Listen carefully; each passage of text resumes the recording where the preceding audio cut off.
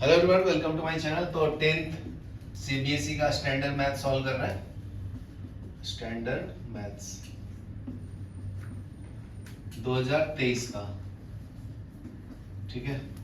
तो देखो नेक्स्ट है 35 क्वेश्चन सेट 1 का।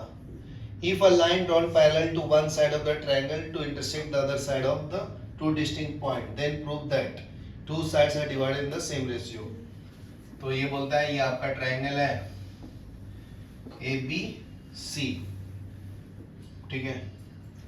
तो इसने क्लॉकवाइज लिया तो ये बी ले लो, ये सी ले लो, ठीक है। तो एक लाइन जो है ये दो साइड्स को कट करता है सेम रेशियो में। तो बताना है कि सेम रेशियो में ही कट करता है। तो गिवन क्या है आपका? गिवन है ED is parallel to BC, ठीक है। तो आपको प्रूफ करना है, टू प्रूफ करना है AE divided by EC is equal to AD by DB, ठीक है। तो प्रूफ में लिख लो। तो अगर दो साइड पैरेलल है, ठीक है ना, तो उसका कोरिस्पॉन्डिंग एंगल इक्वल होता है ना जी। तो angle AED is equal to ECB होगा, corresponding angle AED is equal to angle ACB। फिर दूसरा है ADE is equal to angle ABC। इसको कॉरेस्पॉन्डिंग एंगल बोलते हैं, कॉरेस्पॉन्डिंग एंगल। ये आपका कॉरेस्पॉन्डिंग एंगल, ठीक है। तो देखो ये एंगल इक्वल टू ये है, ये एंगल इक्वल टू ये है। तो ये छोटा वाला ट्रायंगल और बड़ा वाला ट्रायंगल सिमिलर हो गया ना। और ये एंगल दोनों में कॉमन है, ठीक है। तो अगर लगे तो मैं छोटा सा ट्रायंगल भी ड्रॉ कर देता हूँ। ए, ये बी और ये सी, और ये छोटा वाला ट्रायंगल कौन सा है? ADE, ठीक है। ये एंगल इक्वल टू ये है और ये एंगल इक्वल टू ये है, और ये दोनों में कॉमन है ना, तो दोनों सिमिलर हो गया, ठीक है। तो यहाँ पे लिखना है तो लिख लो in triangle angle AED and triangle ABC, ठीक है। तो so triangle AED is similar to triangle ACB by A similarity, ठीक है ना। तो साइड का रेशियो इक्वल कर लो। तो बड़ा वाला AC by AE is equal to AB by AD। ये समझा? समझा क्या? जो मैं ये एक लाइन है ना, इसका मतलब दोनों इक्वल है। तो this side by this side, तो बड़ा वाला side divide by this side, समझा? तो क्या करेंगे अभी? 1 ऐड कर देता हूँ both side, adding 1 on both side. या हम लोग AC को क्या लिख सकता हूँ? AC को AE बाय EC ना, ठीक है। तो यहाँ पे लिख लो AC जो है वो AE प्लस C है divided by AE is equal to AB क्या होगा? AD plus DB, AD plus DB divided by AB, बराबर है। तो अभी डिवाइड कर लो डिनोमिनेटर से। तो ये क्या मिलेगा? AE by AE plus C by AE is equal to, ये क्या मिलेगा? AD by AB is plus, इसको ऐड किया हूं कैसे? AD प्लस DB ना। तो यहाँ पे नीचे में AD है तो इसको लिखो AD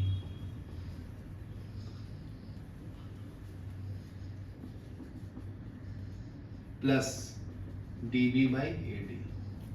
यहाँ तक क्लियर है? तो ये कैंसिल हो जाएगा। तो ये बचा 1 plus C by AE is equal to 1 plus DB by AD। तो 1 1 कैंसिल, तो क्या मिला? C by AE is equal to dB by AD, बराबर है। तो हो गया ना साइड का रेशियो, यही प्रूफ करना था। तो उल्टा करना, तो रेसिप्रोकल ले लोगे तो सेम ही रहेगा ना, टेकिंग रेसिप्रोकल।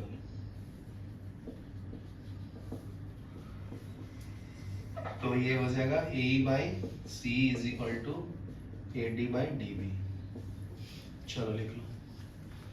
32 क्वेश्चन सॉल्व करेंगे।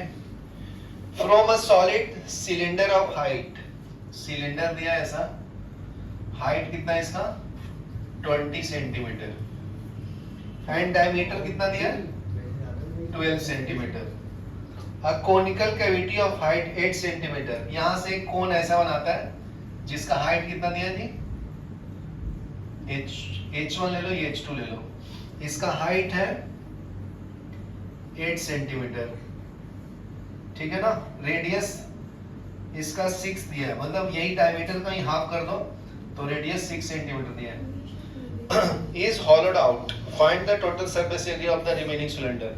ये क्या बोलता है कि कोनिकल फॉर्म का ये इतना कट कर देता है, ऐसे पूरा सिलेंडर है, यहां से ऐसे कट कर दिया हूं ऐसे, समझा। तो पूरा सरफेस एरिया बताना है, ठीक है। तो देखो इसमें दो टाइप्स का डायग्राम बनेगा ना तुम्हें, इसमें ऐसा डायग्राम दिखेगा तुम्हें। इसका सरफेस एरिया निकालना, सरफेस एरिया मतलब ये वॉल्यूम नहीं निकालना, सरफेस एरिया। हाँ, और इसका सरफेस एरिया कोन का क्या होता है, ये हाइट पता है 8 है, ये 6 है, तो ये स्लैंट हाइट कितना आ जाएगा 8 स्क्वायर प्लस 6 का स्क्वायर ना, समझा। तो इसके पूरे एरिया में से इसका एरिया को माइनस कर दो, ठीक है। कर लो सॉल्व।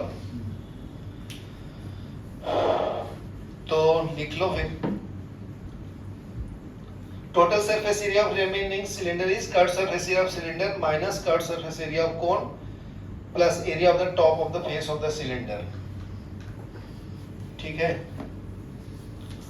तो देखो पहले तो curve surface area of cylinder क्या होता है, फॉर्मूला क्या बताओ 2 पाई r h, बराबर है। तो सबको साथ में कर लेंगे एक ही बार। तो ये इक्वेशन 1 हो गया।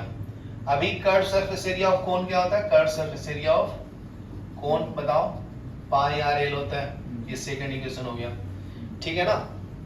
अभी क्या करेंगे, ऊपर में एक सर्कल है ना इसका, तो ये भी ऐड कर लो पाई r स्क्वायर टॉप का, ठीक है। तो ऊपर में लिख लो area of top of cylinder कितना है पाई r स्क्वायर, तो ये थर्ड इक्वेशन। तो ये तीनों को सॉल्व करोगे तो टोटल सरफेस एरिया आएगा, समझा, ऑफ द रिमेनिंग सॉलिड। तो लिख लो total surface area of remaining solid, remaining solid is equal to, तो ये वाला को ऐड करो कितना है 2 पाई आर एच प्लस ये कितना है pi r l plus pi r square, बराबर है। तो कॉमन जो है वो ले लो, ये 2 पाई आर एच 1 है, तो पाई आर कॉमन ले लो, तो यहाँ पर जाएगा 2h1 plus L plus are, तो ये 22/7, ये 6 बराबर है 2 इंटू h1 कितना है 20 प्लस एल कितना है, एल कैलकुलेट करो कितना आता है 64 प्लस 36 100 ना, तो बाहर आएगा 10, तो ये 10 plus 6 22/7 into 6 40 plus 16 22/7 into 6 into 56, 8 time में कैंसिल हो जाएगा, 2 इंटू 48 कितना होता है 48 इंटू 2 8 9 16 में 1 8 9 8 9 16 में 1 1056 इंटू 2 स्क्वायर। चलो लिख लो, सिंपल था ना, ठीक है। देखो मैं एक बार एक्सप्लेन कर देता हूँ कि prove that √3 is an irrational number, prove that root 3 is an irrational number.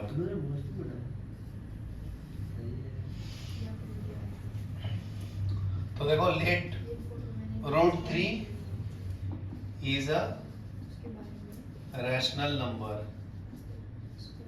ठीक है, तो let root 3 is equal to p by q.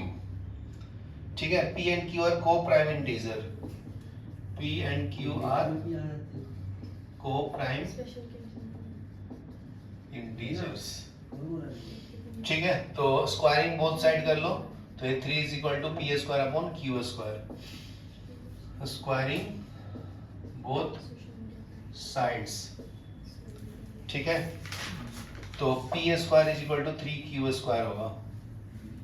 ठीक है ना, तो क्या है, p is a factor of q square. इसका मतलब 3 is a factor of q square. और मतलब p स्क्वायर का फैक्टर हो गया ना, तो it implies 3 is a factor of p also. तो p को मैं क्या लिख सकता हूँ, 3 into m लिख सकता हूँ ना.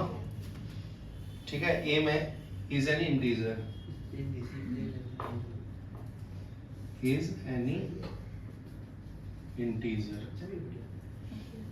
ठीक है, तो स्क्वायरिंग बोथ साइड करेंगे तो क्या मिलेगा,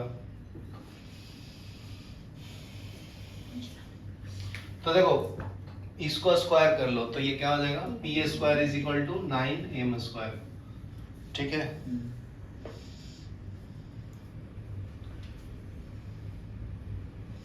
तो देखो 3q स्क्वायर के जगह पे क्या लिख सकता हूं मैं, बताओ.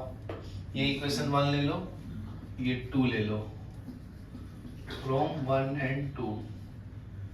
पी स्क्वायर के जगह पे 3q स्क्वायर लिख लो और 9m स्क्वायर लिख लो, तो 3 से 3 कैंसिल कर लें, तो q square equal to 3m square. मतलब q भी आपका फैक्टर है 3 का, तो 3 is a factor of q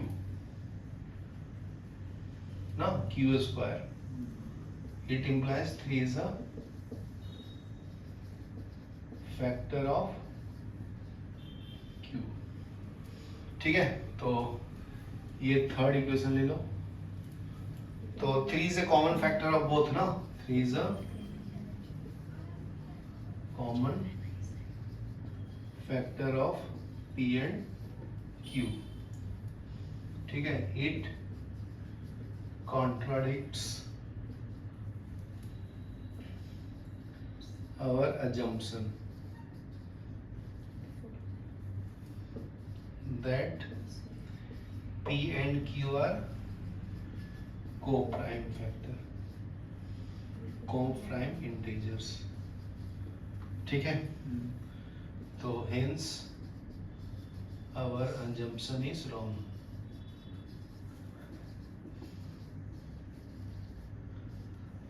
ठीक है, so root 3 is an irrational number. चलो लिख लो. नेक्स्ट क्वेश्चन देखो जी. नेक्स्ट क्वेश्चन में 29 का फर्स्ट है. Sum of first 15 terms of AP is given. As 15 का वैल्यू कितना दिया है, 750. फर्स्ट टर्म ए का वैल्यू कितना दिया है, 15. टी 20 टर्म्स फाइंड करना है. बहुत सिंपल है, देखो फॉर्मूला यूज करेंगे सम ऑफ टर्म्स का. Sn is equal to n by 2 2a plus n minus 1 into d. ये सम ऑफ टर्म्स का फॉर्मूला है. तो n का वैल्यू कितना दिया, 15.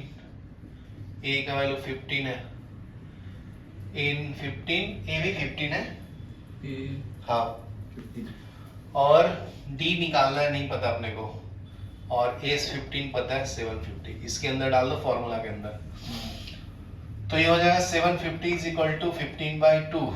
2 इंटू ए कितना है 15 प्लस n निकालना है ना, n भी पता है 15 माइनस 1, d नहीं पता, तो आ जाएगा क्रॉस मल्टीप्लाई कर लो. 715 into 2 by 15 is equal to 30 plus 14D। Calculate कर लो जी, 5 टाइम्स में, तो ये 50, 100, 30 प्लस 14D, तो 100 minus 30 is equal to 70 is equal to 14D। तो D इज इक्वल टू कितना आएगा 70/14, 7, और ये कितना आएगा 35, 7:35। तो D का वैल्यू 5 आ गया ना। तो अभी क्या निकालना है, T20 T20 क्या है, A plus n minus 1 into D. तो A का वैल्यू 15, 20 माइनस 1, D का वैल्यू 5, तो ये हो जाएगा 15 प्लस 19 इंटू 5। तो 5 कॉमन में 5 दी 15 और ये 19, तो 5 इंटू 22, 10, 110 हो गया T20 का वैल्यू। चलो लिख लो। देखो अभी 29 का बी देखो, और क्वेश्चन में दिया ये, Rohan repay his total loan, कितना है लोन 1,18,000, ठीक है, by paying every month starting with the first installment, मतलब ए दिया हुआ T1 1000 से स्टार्ट करता है। If he increases the installment by 100 every month, per month इतना देता है, मतलब डी का वैल्यू कितना दिया है 100। What amount will be paid by him in the 30th installment, मतलब T30 का वैल्यू उन्हें बताना है। What amount of loan he paid after 30th installment, तो टोटल अमाउंट भी बताना, मतलब एज 30 भी बताना आपको। सॉल्व कर ले, तो सॉल्व कर लो, बस फॉर्मूला लगाना है। ये टोटल वैल्यू दिया ना, मतलब एस का वैल्यू दिया, एस टोटल लोन, तो उससे कोई मतलब नहीं अपने को। चलो कर लो। तो टी एन का फॉर्मूला क्या है, a plus n minus 1 into d, nth term formula, ठीक है। तो T30 इज इक्वल टू ए का वैल्यू कितना है 1000 प्लस 30 माइनस 1, डी का वैल्यू कितना है 100, ये कितना आएगा 1000 प्लस 29 इंटू 100 प्लस 2900 2093, तो T30 पता चल गया ना जी। तो एज 30 निकाल दो, तो n/2 2a plus n minus 1 into D, तो ये डायरेक्ट यूज कर लो 30/2, तो इसको मैं क्या लिख सकता हूँ a plus n minus 1 into D, तो ये तुम्हारा एज 30 है ना, तो इसके जगह पे डायरेक्ट में डाल दो, तो ये 15 हो जाएगा। a का वैल्यू कितना है 1000 प्लस इसके जगह पे कितना है 3900 ना, तो 15 ये हो जाएगा 0 0 0 9 49 ना, तो कैलकुलेट कर लो कितना आता है 49/15, 9 × 45 4, 24 9 4, एज 30 कितना आएगा 73500, ये हो गया, लिख लो।